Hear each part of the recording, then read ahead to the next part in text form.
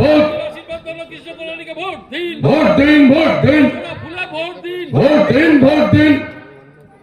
বন্ধুগণ, যে কথাটা আমি আগেও বলেছি, আমরা পদশ্রী গ্রামে জানতাম, শহরে কিছুই জানতাম না।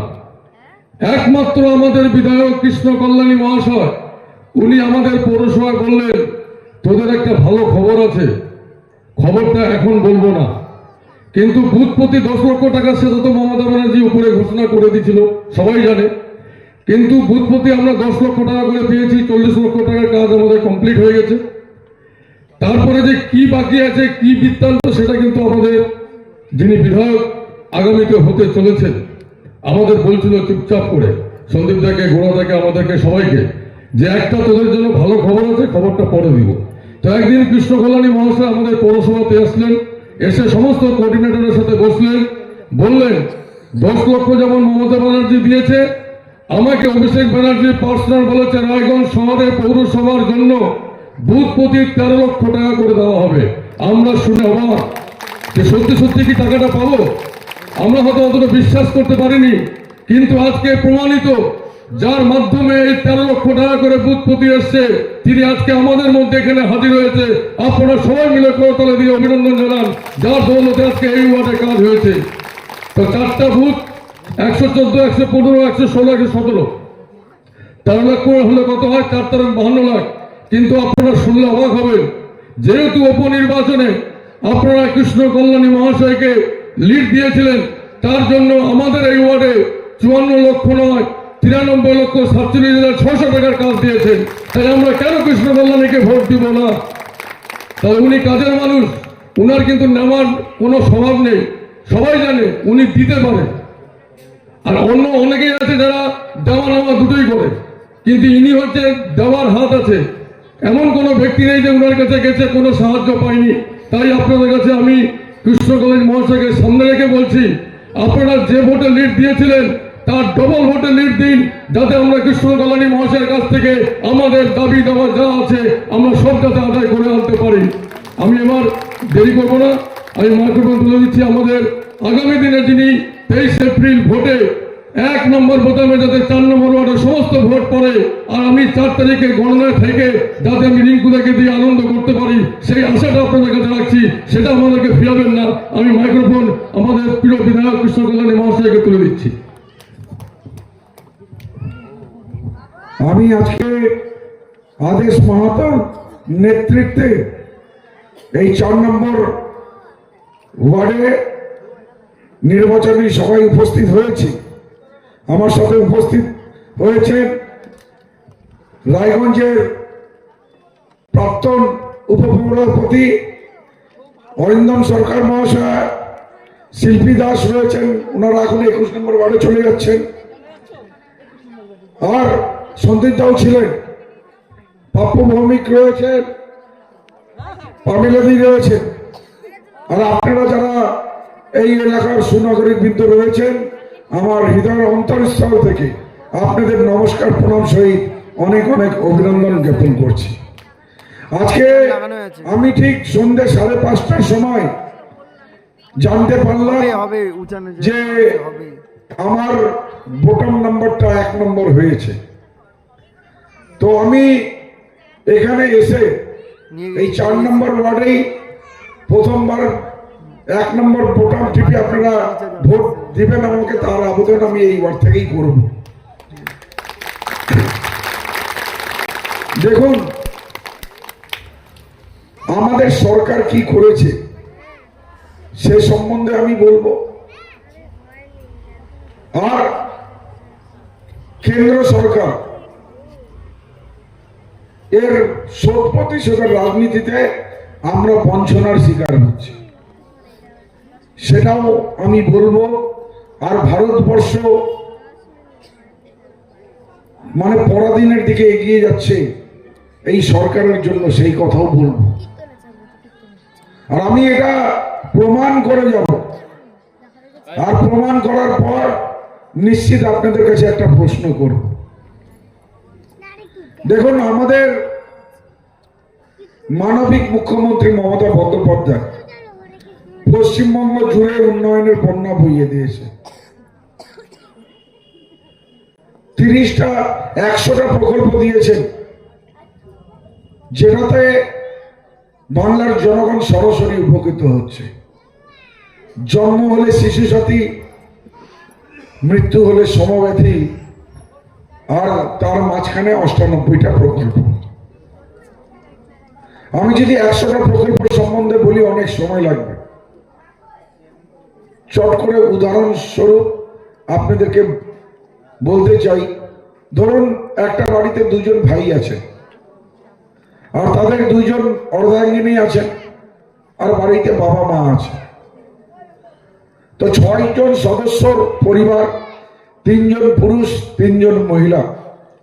মহিলারা পাচ্ছেন লক্ষ্মীর ভান্ডার 1500 করে, 3 15 4500। আর যুব সাথীরা পাচ্ছেন, যুব ভাইরা পাচ্ছেন যুব সাথী 1500 1500 3000। আর বাবা সিনিয়র সিটিজেন বৃদ্ধ ভাতার পাচ্ছেন 1500। তাহলে একটা পরিবার 9000 টাকার মাথা পিছু 5 কেজি রেশন, পরিবার পিছু 30 কেজি রেশন, বছরে কত? 1,08,000। 5 বছরে কত? 5,40,000। আর তারপর ভাবে নেন প্রকল্প যেগুলো রয়েছে, শিশু সাথী, সবুজ সাথী, Kanyashree, Rupashree, students credit card, স্বাস্থ্য সাথী, তারপর কৃষক বন্ধু, ঐক্যশ্রী, জয় জওয়ার, তপশিল বন্ধু, এমনি আরো অনেক প্রকল্প আছে যেগুলোর সুবিধা আপনারা পাচ্ছেন। আপনারা এখানে যারা বসে আছেন সকলে সরকারকে ট্যাক্স দেন। এমন একজন ব্যক্তিও নাই যে সরকারকে ট্যাক্স দেয়। গরিবের থেকে গরিব ব্যক্তি সরকারকে ট্যাক্স দেয়। আপনাদের ট্যাক্সের টাকায় সরকার চলে, সরকারের প্রকল্প চলে, আর সরকারি কর্মচারীরা বেতন পায়। কারণ আপনারা নিত্য প্রয়োজনীয় দ্রব্য যেটা কিনেন, তেল, ডাল, চিনি, সাবান, খাতা, পেন্সিল, জামা কাপড়, সবগুলোর মধ্যে ট্যাক্স আছে। আপনাদের কাছে দোকানদার ট্যাক্স কেটে নিয়ে আপনাদেরকে সামগ্রী দেয়, তারপর ওই দোকানদারকে ট্যাক্স জমা করতে হয়। যারা চাকরিজীবী আছেন, সরকারি চাকরিজীবী আছেন, তারাও ট্যাক্স দিচ্ছেন। আপনাদেরকে বেতন দেওয়া হয়, আপনাদের কাছে ইনকাম ট্যাক্স কেটে নেওয়া হয়। তো আপনারা ট্যাক্স দিচ্ছেন। সরকার তো দুটো আছে, ট্যাক্সটা হয় রাজ্য সরকারে যাচ্ছে, হয় কেন্দ্র সরকারে যাচ্ছে। রাজ্যে আমাদের মা মাটি মানুষের সরকার, মমতা বন্দ্যোপাধ্যায়ের সরকার, কেন্দ্রে বিজেপির সরকার, মোদী বাবুর সরকার। আর ট্যাক্সও 3 রকমের আছে, ইনকাম ট্যাক্স, সেন্ট্রাল এক্সাইজ আর জিএসটি। প্রথম দুটো ইনকাম ট্যাক্স, সেন্ট্রাল এক্সাইজ, সেটা 100% কেন্দ্র সরকার, বিজেপির সরকার, মোদী বাবুর সরকার তুলে নিয়ে যান। আর যেটা জিএসটি আছে সেটা 50-50 শেয়ার হয়। ফেডারাল স্ট্রাকচারে যদি ট্যাক্সের রেশিও ক্যালকুলেশন করা হয়, তাহলে 83% মানে 83% ট্যাক্স কেন্দ্র সরকার, বিজেপির সরকার, মোদীর সরকার তুলে নিয়ে যাচ্ছে। আর আমাদের মামাটি মানুষের সরকার 17% ট্যাক্স পাচ্ছে। আর সেই 17% ট্যাক্স পেয়ে আপনাদেরকে 5 বছরে একটা পরিবারকে 5,40,000, 18 কুইন্টালের বেশি রাশন আর এতগুলা প্রকল্পের সুবিধা দিয়ে নিশ্চয়তা প্রদান করেছে। আর যারা 83% ট্যাক্স তুলছে তারা আপনাদের কি দিচ্ছে? একটা প্রকল্প দিয়েছে যেটাতে আপনারা উপকৃত হচ্ছেন। কেউ যদি জানেন তাহলে হাত তুলবেন। একটা প্রকল্প 83% ট্যাক্স আপনাদের কাছ থেকে তুলে নিয়ে চলে যাচ্ছে, একটা প্রকল্প। কারো জানা থাকলে হাত তুলবেন। একটা প্রকল্প দেখছেন, একটা প্রকল্প পাচ্ছেন না, হাতও তুলতে পারছেন না। প্রকল্প দিলে না হাত তুলবেন। আর তাহলে 83% ট্যাক্সটা কোথায় যাচ্ছে? এরা বিজেপিরা বলে যে তৃণমূল দুর্নীতিবাজ। আর যারা 17% ট্যাক্স তুলে একটা পরিবারকে 5,40,000, 18 কুইন্টাল রাশন, এতগুলো প্রকল্প সুবিধা দিয়েছে, আর তোমরা তো কিছুই দেয়নি 83% ট্যাক্স তুলে।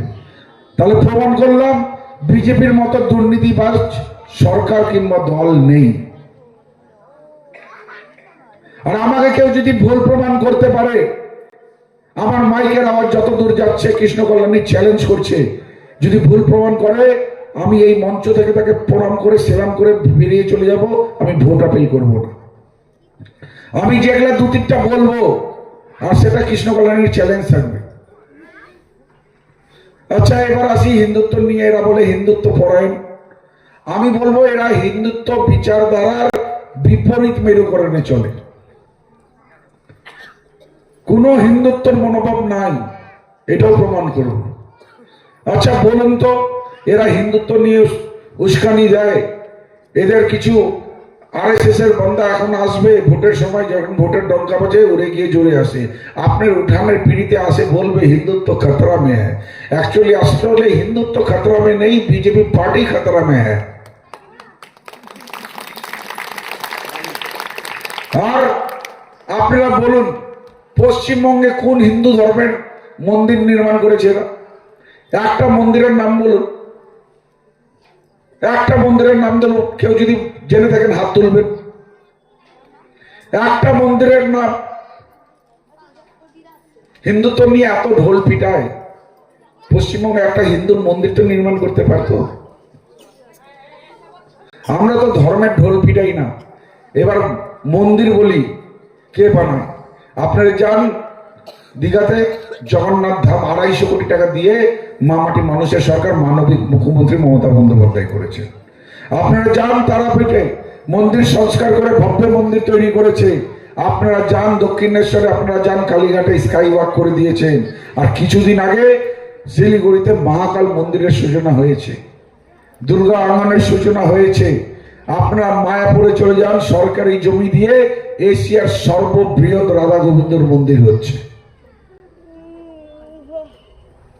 আমাদের মানবিক মুখ্যমন্ত্রী এই ধর্ম নিয়ে ঢোল পিটান না। উনি কিছুদিন আগে বিশেষ করে মহিলাদের কাছে উন্নয়নের পাঁচালী বলে একটা বই এসেছে, আপনাদের কাছে পেয়েছেন না? ওখানে উন্নয়নের পাঁচালীতে কি আছে? 15টা গৌরব উজ্জ্বল কার্যকাল উনি কি কি করেছেন তার কথা উল্লেখ আছে।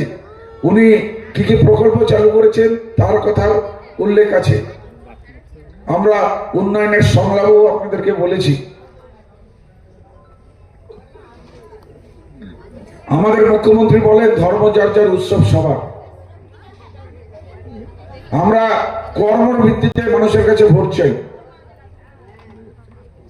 রাজনীতির ময়দানে রাজনীতির কথা হওয়া উচিত। আচ্ছা, নাই মন্দির দিলেন না।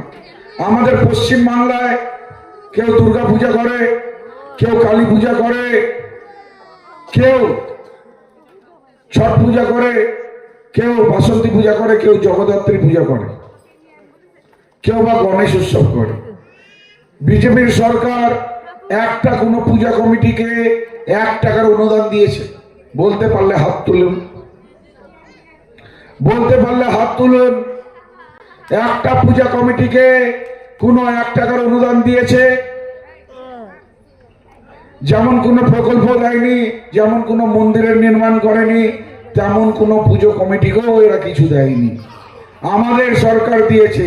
প্রত্যেকটা দুর্গাপূজা কমিটিকে 1,10,000 টাকা করে দেয়। দেয় কিনা দেয় না? আর আমি কৃষ্ণ কল্যাণী যে সব পূজা কমিটি কাগজের খামতির জন্য টাকা পাইনি, তাকে কৃষ্ণ কল্যাণী 24টা দুর্গাপূজা কমিটিকে আমি 50,000 টাকা নিজের পকেট থেকে গিয়ে দিয়ে আসছি। এদের মুখে না হিন্দুত্বর কথা শোভা দেয় না। 2014 যখন এরা ক্ষমতায় ছিল না, তখন গোমাংস এক্সপোর্টে ভারত 9 নম্বর ছিল। আমরা গরুকে গোমাতা বলি, আর আমাদের ধার্মিক গ্রন্থে আছে গো রক্ষক। তার জন্য দেখুন বহুত শহরে শহরে গোশালা আছে, ওখানে গরুদের মানে ভরণ পোষণ করা হয়। আর কি বলছিলাম, গো এক্সপোর্টে বিদেশে রপ্তানিতে 9 নম্বরে ছিল। এখন এখানে অনেক যুব ভাইদের দেখতে পাচ্ছি, ওয়েবসাইটটা চেক করো, আজকে 1 নম্বরে আছে। তাহলে গোমাংস এক্সপোর্টকে ইনারা বাড়াওয়া দিচ্ছে। আর গোমাংস কখন হবে? যখন গো হত্যা হবে তখন হবে। আর ওই গোমাংস ব্যবসায়িকদের কাছ থেকে এরা ইলেকট্রাল বন্ডে 250 কোটি টাকা চাঁদা নিয়েছে, এদের নিজেদের বিজেপির ওয়েবসাইটে রয়েছে। এদের কাছে হিন্দুত্ব শিখবো? আমিও হিন্দু সনাতন ধর্মের ছেলে, গর্বের সাথে বলি আমি হিন্দু। আমিও বাড়িতে থেকে পূজা অর্চনা করে ঠাকুরকে প্রণাম করে মাথায় টিপ দিয়ে আমি নিজের কাজে বেরোই। এটা আমার সংস্কৃতি, এটা আমার সংস্কার, আমাকে বাবা মা এটাই শিখিয়েছে। আজকে আচ্ছা বলুন তো, এই আরএসএস এর যারা হারমাদরা আছেন, ওরা বড় হিন্দু ধর্মের ব্যক্তিত্ব না বীর সন্ন্যাসী স্বামী বিবেকানন্দ ব্যক্তিত্ব বড় ব্যক্তিত্ব? স্বামী বিবেকানন্দ কি বলেছে? নিজের ধর্মকে ভালোবাসো আর অন্যের ধর্মকে সম্মান করো। আর স্বামী বিবেকানন্দ বলেছে যে আমি ধন্য যে ভারতবর্ষের ভূমিতে আমি জন্মগ্রহণ করেছি, যে ভারতবর্ষে সব জাতিকে জায়গা দিয়েছে, সব জাতিকে আপন করে নিয়েছে। আপনারা স্বামী বিবেকানন্দর বাণীকে গুরুত্ব দিবেন না? আচ্ছা বলুন তো, আমার তো 5টা বছর হলো রায়গঞ্জের বিধায়ক, এখানে কোন হিন্দু মুসলিমের ঝগড়া লেগেছে কিংবা সাম্প্রদায়িক দাঙ্গা হয়েছে বলুন তো? হিন্দু মুসলমান, আপনি ভাবেন না অসুস্থ হলেন আর আপনার ইনজিওর হলে 1 ইউনিট ব্লাড আপনাকে দেওয়া হলো, আপনি কি জিজ্ঞাসা করতে গেছিলেন এটাই ব্লাডটা কার, হিন্দুর না মুসলিমের? আপনার ব্লাডটা তো আপনার দরকার ছিল, আপনি পেয়ে গেলেন, আপনার শরীরে চলেও গেল। আপনি দোকানদারি করতেছেন, কাস্টমার যখন আসে আপনি হিন্দু মুসলিম দেখেন কি? আর ভাবেন না আপনারা পুজো করেন, যে ফুল দিয়ে পুজো করেন, দেখতে গেছেন কি ওই ফুলটা কোন বাগান থেকে এসেছে? হিন্দু না মুসলিম? বল। আজকে এরা বড় বড় কথা বলে। আজকে ভাবেন আমাদের যে স্পিকার আছে ওম বিড়লা, তার মেয়ে মুসলিমকে বিয়ে করেছে। আরএসএস এর মোহন ভাগবত, তার জামাই মুসলিম।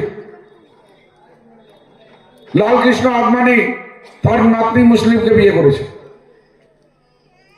আজকে যে ওএসি হায়দ্রাবাদের এমপি, একটা মাত্র এমপি, কিছু নাই, ও হিন্দুর সম্বন্ধে বিদ্বেষ ছড়ায়, জেড প্লাস সিকিউরিটি মুখ্যমন্ত্রীর কনভয়ের মতো ঘুরে বেড়াচ্ছে। আর বাংলায় হুমায়ুন কবির বাবরি মসজিদ ইস্যুতে বললো করবে, কিছুই না, নাটক করছে, আর ওকে ওয়াই প্লাস সিকিউরিটি। যারা বাংলার সংস্কৃতি বুঝে না, যারা কবিগুরু রবীন্দ্রনাথ ঠাকুরকে রবীন্দ্র সান্যাল বলেন, যারা বীর সন্ন্যাসী স্বামী বিবেকানন্দকে বলেন উনি নাকি কমিউনিস্ট, আর যারা আরএসএস এর হারমাদরা এসে ঈশ্বরচন্দ্র বিদ্যাসাগরের মূর্তি ভেঙে দেন, আর আমরা আমাদের বাংলার যুবকেরা বিজেপি পরিচালিত রাজ্যে কাজ করতে গেলে বাংলা ভাষায় কথা বললে তাদের উপর অত্যাচার, উৎপীড়ন, তাদেরকে মেরে ফেললে ষড়যন্ত্র। এরা করবে বাংলা দখল। যারা গোমাংসকে বাড়াওয়া দেয় বিদেশের রপ্তানিতে, তাদের মুখে হিন্দুত্বের কথা সবাই জানে না। আমি বলেছিলাম এরা হিন্দু বিচারধারার বিপরীত মেরুর কর্মে চলে, প্রমাণ করলাম। এবার প্রমাণ করব যে ভারতবর্ষকে পরাধীন করে দিয়েছে। দেখুন, রেল বিক্রি, সেল বিক্রি, এলআইসি বিক্রি করে দিয়েছে, এয়ারলাইন্স বিক্রি করে দিয়েছে। এখন ইন্ডিয়ান এয়ারলাইন্স কোথাও দেখা যায়? টাটার কাছে বিক্রি। আপনাদের মনে আছে পেহেলগামে আতঙ্কবাদী হামলা হলো, 26 জন হিন্দু নিরীহ প্রাণের বলি হল, আর পুরো ভারতবর্ষ উত্তপ্ত হলো। আর একজুট হয়ে একটাই আওয়াজ উঠালো সবাই যে পাকিস্তানকে উপযুক্ত জবাব দেওয়া উচিত। আর আমাদের সেনারা পাকিস্তানের উপর প্রবল হামলা করলো, একটা সিচুয়েশন ক্রিয়েট হলো যে পিওকে পাক অকুপাই কাশ্মীর আমরা ফিরে পাবো। কিন্তু কি দেখলাম, আমেরিকার প্রেসিডেন্ট ডোনাল্ড ট্রাম্প সিজ ফায়ার, যুদ্ধবিরতি ঘোষণা করে দিলেন। আমাদের প্রধানমন্ত্রী কি চুপ। এখন ইরান আর ইসরায়েলের সাথে যুদ্ধ লেগেছে, আমাদের সাথে কোনো লেনাদেনা নেই। আমেরিকার প্রেসিডেন্ট ডোনাল্ড ট্রাম্প ঘোষণা করে দিলেন ভারত ইরান থেকে রাশিয়া থেকে তেল কিনতে পারবে না। আমাদের প্রধানমন্ত্রী কি চুপ। আর দুদিন পর আবার ফরমান যে 30 দিনের লাইসেন্স দিলাম, 30 দিন কিনতে পারবেন, তারপরে কিনতে পারবেন না। আমাদের প্রধানমন্ত্রী কি চুপ। এখন যদি আপনাদেরকে বলা হয় যে আপনি নিজের বাড়ির পাশের দোকান থেকে জিনিস কিনতে পারবেন না, দূরের একমাত্র দোকান থেকে জিনিস কিনতে হবে, দরমলাই করতে পারবেন না, কোয়ালিটি যাচাই করতে পারবেন না, তাহলে আপনি স্বাধীন হলেন না পরাধীন? স্বাধীন হলেন না পরাধীন? পরাধীন হলেন। তো প্রমাণ করলাম ভার্চুয়ালি পরাধীন করে দিয়েছে। আচ্ছা, এবার আমার মাইকের আওয়াজ যতদূর পর্যন্ত যাচ্ছে, আমাকে বলুন তো, বিজেপিকে ভোট দেওয়ার একটা কারণ যুক্তিসঙ্গত যে প্রমাণ করে দিবে, আমি কৃষ্ণ কল্যাণী চ্যালেঞ্জ করলাম, মাইক ছেড়ে প্রণাম করে সেলাম করে চলে যাব, ভোট আপিল করবো না। বিজেপিকে ভোট দেওয়ার একটা কারণ, হাত তুলুন। আমি জানি আমাকেই ভোট দেবেন, কিন্তু যুক্তিসঙ্গত কেউ হাত তুলে আপনারা বলতে পারেন, কোনো অসুবিধা নেই। একটা কারণ চিন্তা করুন তো, আপনারা তো বুথ কেন্দ্রে যাবেন, ইভিএম এর সামনে যে বোতামটা টিপবেন, তার পিছনে তো কারণ হবে। একটা কারণ বিজেপিকে ভোট দেওয়ার একটা কারণ,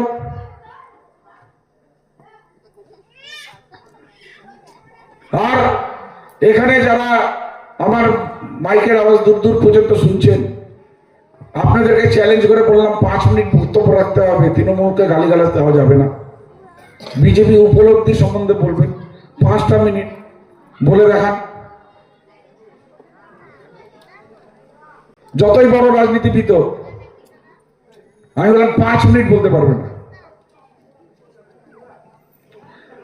তাহলে বিজেপিকে ভোট দেওয়ার একটা কারণ দেখছেন কি অবস্থা। এই যে আমার সামনে এই জলের বোতলটা আছে, আপনারা একটা জলের বোতল দেখেন, যে জলের বোতলটা কোন জলের বোতল দেখতে ভালো, সেই বোতলটা আপনারা নিয়ে নেন। আর কেউ বোতল তো খাবে না, খাবে তো জল, পিপাসা মিটাবে জল। তো আজকে প্রথমে দেখতে হবে জলটা বিশুদ্ধ জল আছে কিনা। এখন যদি আপনি এই বোতলটা খুলে, ঢাকনটা খুলে আপনি জলটা খেলেন আর জলের মধ্যে স্মেল একদম খাওয়ার যোগ্য না, তখন কি করবেন? ওই বোতলটাকেও ফেলে দেবেন, জলটাকেও ফেলে দেবেন। আমি দায়িত্ব নিলাম, বিজেপির শুধু এই বোতলের ভাবেন ডিজাইনটা ভালো আছে, ভিতরে যে প্রোডাক্ট আছে তার মধ্যে প্রোডাক্টিভিটি নাই, গুণগত মান খারাপ। আমার থেকে ভালো বিজেপিকে চেনেন না। আমি রায়গঞ্জেরই প্রথম বিজেপির বিধায়ক, আমি কৃষ্ণ কল্যাণী, আমি তৃণমূলের প্রথম বিধায়ক। আমি 6 মাস দম বন্ধ হয়ে গেছিল। আর আপনারা জানেন আমি কোনো চাওয়া পাওয়ার জন্য রাজনীতিতে আসিনি। আজকে কোনো কাজ করার মানে মানসিকতাই নেই এদের। মানে ওই দলে থেকে কি করব? আজকে আমি 550 কোটি টাকা কাজ করেছি, আমার রিপোর্ট কার্ড বই বানিয়ে আপনাদেরকে দিয়েছি। এই যে সাংসদ রায়গঞ্জের ভূমিপুত্রকে বিশ্বাস না করে কালিয়াগঞ্জের ভূমিপুত্রকে বিশ্বাস করলেন, 2 বছর হয়ে গেল, উনি রিপোর্ট কার্ডের বই বানিয়েছেন। আরে বই তো দূরের কথা, লিফলেট দিয়েছেন, লিফলেটও দূরের কথা, সোশ্যাল মিডিয়ায় পোস্ট করেছেন। এদের 14 জন সাংসদ আছে পশ্চিমবঙ্গে, 12 জন লোকসভায়, 2 জন রাজ্যসভায়। 1 মাস আগের পর্যন্ত বলতেছি, এদের অ্যালোটেড টাকা ছিল 139 কোটি অ্যালোটেড, আর এরা কাজ করেছে 16 কোটি 64 লক্ষ টাকা। আর ইনার আগের যিনি সাংসদ ছিলেন তিনি এমপি লেট ফান্ড ছিল ওনার 5 বছরে 25 কোটি টাকা, 12 কোটি 27 লক্ষ টাকা কাজ করেছেন, বাকি ভাবেন টাকা ফিরে চলে গেছে। আর ওনাকে অদৃশ্যমান ব্যক্তিত্ব ছিলেন, দেখাই যেত না রায়গঞ্জে, ওনাকে মিসিং ডায়েরি পড়তো। তাও আপনারা ভাবেন বিজেপিকে আবার জিতালেন, রায়গঞ্জের ভূমিপুত্রকে বাদ দিয়ে কালিয়াগঞ্জের ভূমিপুত্র।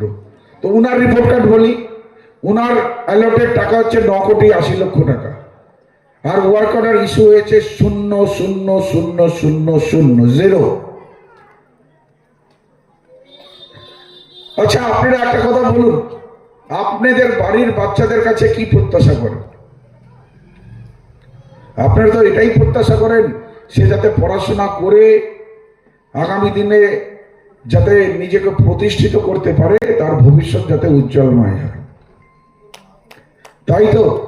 কেউ আপনারা বলেন যে তুই রাম রাম কর, আর কিছু করতে হবে না।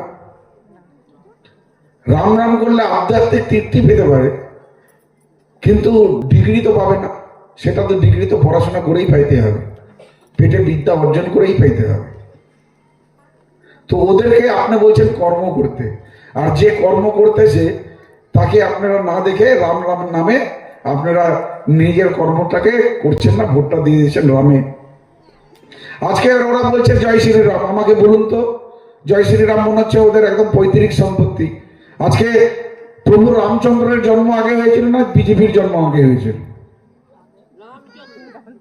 আর শুনেন, সব গেরুয়াকে বিশ্বাস করতে নাই, সব গেরুয়া ত্যাগের প্রতীক হয় না। মর্যাদা পুরুষোত্তম রামচন্দ্র গেরুয়া পড়তে, আর যখন সীতাকে রাবণ হরণ করেছিল তখন গেরুয়া বস্ত্র পরেই হরণ করেছিল। এরা হচ্ছে ওই গেরুয়া রাবণের বংশধর বিজেপি, এটা রামের নয়। একটা আপনারা কারণ বলতে পারলেন না বিজেপিকে ভোট দেওয়ার। হ্যাঁ, রাধে রাধে বলবেন, যা ওরা আসলে, হ্যাঁ ওটা কি বলবেন ওটা আপনাদের ব্যাপার, ঠিক আছে? তো ভাবে নেন, এরা ষড়যন্ত্র রাজনীতিতে এমন মেতে গেছে।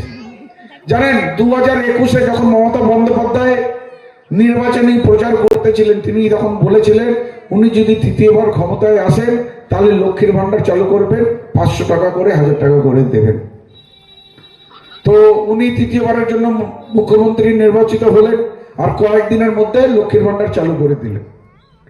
মায়েদের অ্যাকাউন্টে, দিদিদের অ্যাকাউন্টে টাকা ঢুকা চালু হলো, আর বিজেপির নেতাদের বুকে ব্যথা হওয়া চালু হলো।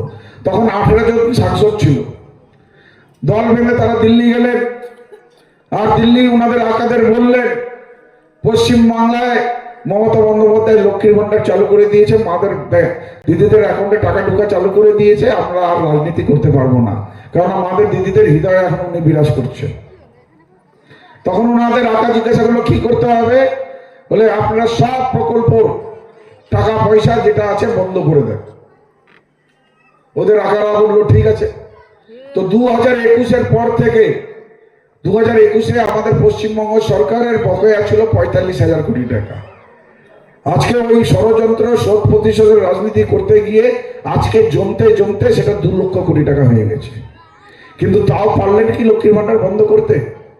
যেটা 500 ছিল এটা এখন 1500 হয়ে গেছে। এর নাম মমতা বন্দ্যোপাধ্যায়, বাংলার বাঘিনী, বাংলার অগ্নিকন্যা।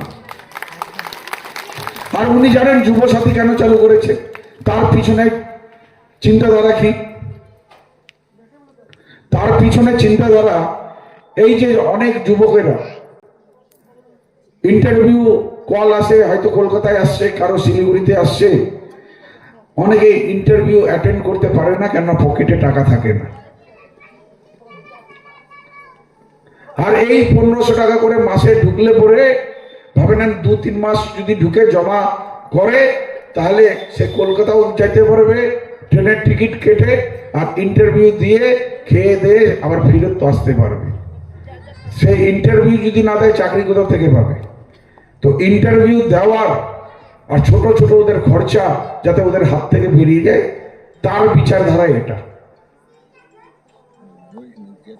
আজকে কেন মমতা বন্দ্যোপাধ্যায় মহালয়ের দিন দুর্গাপূজা উদ্বোধন করেন আর কার্নিভাল বিজয় দশমীর পর শেষ করে কিছুদিন পর তারপর কার্নিভাল হয়?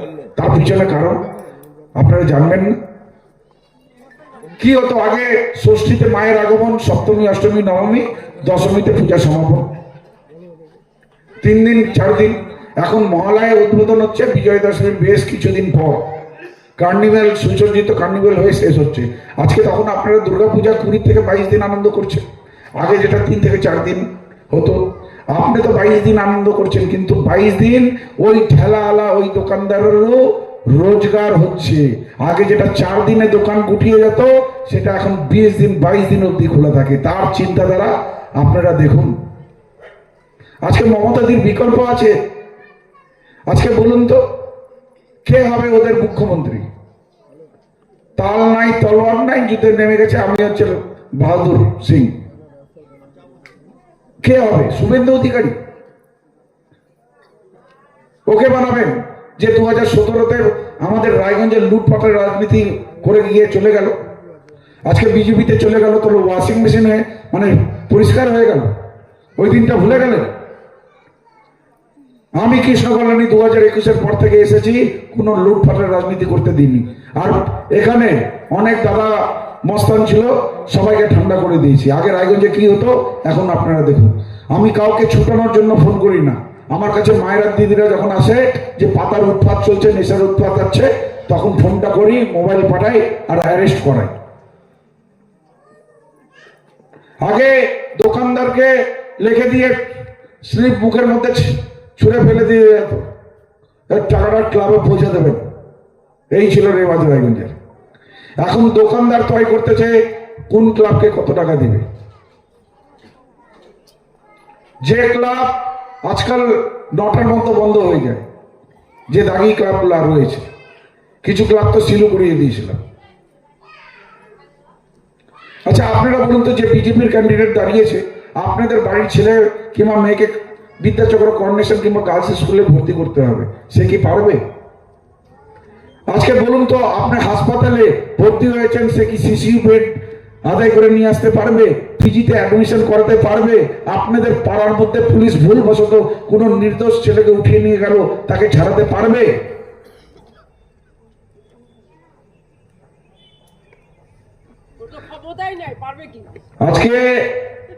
আজকে উনি বলছেন আমি সাইকেলে ঘুরে বেড়াই। আরে তুমি যদি সাইকেলে কমলাবাড়ি ঠুয়ে আছো আর গৌরীতে কোনো সমস্যা হলো, ইমার্জেন্সিতে ডাক, তাহলে তোমার সাইকেলের গতিবেগ কত আর তুমি কত ঘন্টায় পৌঁছাবো, তার আগে জবাবটা দাও। আজকে সে পারবে একটা সমাধান অফিস খুলে নিয়ে আপনাদেরকে পরিষেবা দিতে? একটা সমাধান অফিস খুলে সমাধান অফিস চালাতে 4 থেকে 5 লক্ষ টাকা মাসে খরচ হয়। আজকে 3,34,000 লোক এমনি পরিষেবা দেওয়া যায় না। আর সব কাগজে আমি লিখি না, ওখানে কর্মচারী নিয়োগ করা আছে, তাদেরকে বেতন দিতে হয়, তাদের খাওয়া দাওয়া দিতে হয়। তো আজকে এখন আপনাদের হাতে, আপনারা সমাধান অফিসটা খোলা দেখতে চান না বন্ধ দেখতে চান? এখনো আমার মাইকের আওয়াজ অনেকক্ষণ আগে আমি বলেছিলাম, যদি একটা কারণ থাকে তাহলে এখানে এসে প্রমাণ করতে পারেন বিজেপিকে ভোট দেওয়ার একটা কারণ। এবার প্রশ্নটাকে পাল্টে দিলাম, বলেন তো কৃষ্ণ কল্যাণীকে ভোট না দেওয়ার একটা কারণ কি আছে? কৃষ্ণ কল্যাণীকে ভোট না দেওয়ার কি কারণ আছে? আমি যদি ভাবেন কেউ সমাধান অফিসে আসছেন, আমি যদি কারোর সাথে খারাপ ব্যবহার করে থাকি, সেটাও কারণ হতে পারে। সে হাত তুলে বলে দিতে পারে যে আপনি আমার সাথে খারাপ ব্যবহার করেছিলেন, তার জন্য আপনাকে ভোট দিব না। একটা কারণ বলেন তো। শুনেন, আমি যতটা পেরেছি রায়গঞ্জের সার্বিক উন্নয়নের জন্য আমি ডেডিকেশনের সাথে কাজ করে আদায় করে, জানেন এই বাস স্ট্যান্ডটা শিফট করতে, এই যে বাস স্ট্যান্ডটা স্থানান্তর হচ্ছে, মানে এটা পিডব্লিউডি ল্যান্ড ছিল। আর ভাবে নেন, উপনির্বাচনের সময় কথা দিয়েছিলাম যে বাস স্ট্যান্ডকে স্থানান্তর করাবো, যানজট সমস্যা মেটাবো। আর আজকে এখন কাজও হয়ে গেছে ফুল ফেজে, আর 2 মাসের মধ্যে হয়তো উদ্বোধনও হয়ে যাবে। এই বাস স্ট্যান্ড ভাবে নেন টোটাল মানে ডিপার্টমেন্ট 4 বার ঘুরে আসে, পেপার 4টে টেবিল থেকে ঘুরে এসে একবার মুখ্যমন্ত্রীর কাছে যাবে, আর মুখ্যমন্ত্রী সই করবে, তারপর আবার একটা টেবিলে যাবে, 4 বার এমনি করে ঘুরবে। 4টা মুখ্যমন্ত্রীর সই লাগে, তারপর গিয়ে অর্ডার আসে যে এটা মিউনিসিপ্যালিটিকে দেওয়া হলো, এগ্রিমেন্ট হয়, আর তারপর টাকা ওয়ার্ক অর্ডার ইস্যু হয়। কনসার্ন ডিপার্টমেন্ট থেকে এনবিডিটি থেকে ফান্ড অ্যালট করেছি, আমি এমএলএ ফান্ড দিয়েছি, সুদার থেকে নিয়েছি, এমনি করে সব জায়গা থেকে ফান্ড কালেক্ট করে মানে আমরা মানে প্রসেস করে তারপর টেন্ডার করে ওয়ার্ক অর্ডার ইস্যু হয়ে তারপর কাজ হয়েছে। এই কাজ না করতে মিনিমাম 5 থেকে 7 বছর লাগতো। আমি লেগেছিলাম না এটা করাবো। আমি কলকাতায় থেকে 10 দিন 12 দিন এই টেবিল সেই টেবিল, এই দপ্তর সেই দপ্তর ঘুরে ঘুরে ফাইলগুলো পৌঁছায় তারপর করাইছি। তো আমি মেহনত করেছি। আজকে আপনাদের বাড়ির ছেলে ভাবেন সারা বছর পড়াশোনা করলো, আর পরীক্ষা যখন আসলো খুব সুন্দর পরীক্ষা দিল, কিন্তু রেজাল্ট যখন বেরোলো কোনো টিচারের অফিসারে ফেল করে গেল। আপনাদের দুঃখ হবে না, কষ্ট হবে না, বেদনা হবে না? আপনারা বলবেন এটা তো হতেই পারে না, আমার ছেলে ফেল করতে পারে না, সঙ্গে সঙ্গে দৌড়ে স্কুলে চলে যাবেন আর হেড স্যারকে বলবেন আমি খাতাটা যাতে আবার রিচেক হয়, আমার ছেলে ফেল করতে পারে না। তা দেখা গেল খাতাটা রিচেক হলো, আর সত্যি সত্যি ও ভালো পরীক্ষা দিয়েছেন, নাম্বারটা অনেক বেড়ে গেল, কম্প্রিহেনসিভলি পাস হয়ে গেল। কিন্তু একটা জিনিস মনে রাখবেন, আমি কৃষ্ণ কল্যাণী 550 কোটি কাজ করে পড়াশোনা করেছি। আমি কৃষ্ণ কল্যাণী সমাধান অফিস খুলে নিয়ে 3.5 লক্ষ পরিষেবা দেওয়ার পড়াশোনা করেছি। আমি কৃষ্ণ কল্যাণী আপদে বিপদে মানুষের পাশে থেকে পড়াশোনা করেছি। কিন্তু আমার কাছে খাতা আপনারাই দেখবেন, আর আমার কাছে কিন্তু রিচেক অপশনটা নাই। আপনারা পাস করালে পাস, ফেল করালে ফেল। তো বিচারটা আপনাদের কাছে আছে। তো সুবিচার হবে তো আমার প্রতি? হবে তো? কারোর দোষে আমি অপরাধী হব না তো? দেখুন, এটা আমার বিধানসভা নির্বাচন, কৃষ্ণ কল্যাণের নির্বাচন। আমার প্রতি যদি কারোর রাগ অনুরাগ থাকে আমাকে ভোট দিবেন না, কিন্তু অন্যের প্রতি যদি কোনো রাগ অনুরাগ থাকে তার দোষ কিন্তু আমাকে দিবেন না। ঠিক আছে? আমি বিধায়ক হিসাবে, এটা আমার বিধানসভা, লোকসভা নির্বাচনে তখন যে সাংসদ হয়েছে তার উপরে রাগ ক্ষোভ আপনার থাকলে আপনারা সাংসদ পাল্টাতে পারেন। পৌরসভা নির্বাচন কিছুদিনের মধ্যে হবে, পৌরসভার যদি কোঅর্ডিনেটর কিংবা কাউন্সিলরের প্রতি ক্ষোভ থাকলে তখন সেটা আপনারা জবাব দিবেন। কিন্তু আমার এখন বিধানসভা, আমার প্রতি যদি ক্ষোভ থাকে তাহলে এখন আমাকে জবাব দিবেন। তো এটা কিন্তু কৃষ্ণ কল্যাণী নির্বাচন, এটা মনে রাখবেন। কিন্তু আমি যদি মনে রাখবেন, আমি যদি কাজ করেছি, আপনার বাড়ির ছেলে যদি কর্ম করেছে তাহলে তার ফল পাওয়া উচিত। তো ফল হবে তো? তাহলে আমার সাথে সবাই একবার জোরে বলবেন, আমরা সকলে পবিত্র বাংলা ভূমিকে হৃদয়ের অন্তরস্থল থেকে ভালোবাসি। সেই জন্য একটু দাঁড়াবেন আর সবাই আমার সাথে গলায় গলা মিলাবেন, বলবেন জয় বাংলা, জয় বাংলা, জয় বাংলা, জয় বাংলা, জয় বাংলা, জয় বাংলা, জয় বাংলা, জয় জয় বাংলা, জয় বাংলা, জয় জয় বাংলা। রাধে রাধে, রাধে রাধে, রাধে রাধে, রাধে রাধে, রাধে রাধে, রাধে রাধে রাধে, রাধে। রাধে রাধে। ধন্যবাদ। আপনারা সবাই বলুন, আগামী 23 এপ্রিল আসছে দিন, আগামী 23 এপ্রিল আসছে দিন, আগামী 23 এপ্রিল আসছে দিন। 1 নয় 2 নয়, 1 নম্বর বোতাম টিপে চিন্তায় ভোট দিন। আগামী 23 এপ্রিল। রেডিমেড পোশাকের মনকাড়া কালেকশন নিয়ে এবার হাজির রায়গঞ্জের বসন্ত স্টোর্স। একই ছাদের নিচে পেয়ে যাবেন লেহেঙ্গা, চুড়িদার, শাড়ি, ব্লেজার সহ ছোট বড় সবার মনের মতো পোশাক। তাই আর দেরি নয়, আজই আসুন বসন্ত স্টোর্সে। আমাদের ঠিকানা বিধাননগর মোড়, NS রোড, রায়গঞ্জ, উত্তর Dinajpur. Nature pure -17 cholesterol free rice bran oil দ্রুত আপনার খারাপ কোলেস্টেরল দূর করে। শরীর সুস্থ রাখার জন্য আমার পছন্দের সেরা cooking oil nature pure rice bran oil সম্পর্কে স্বাদ এনে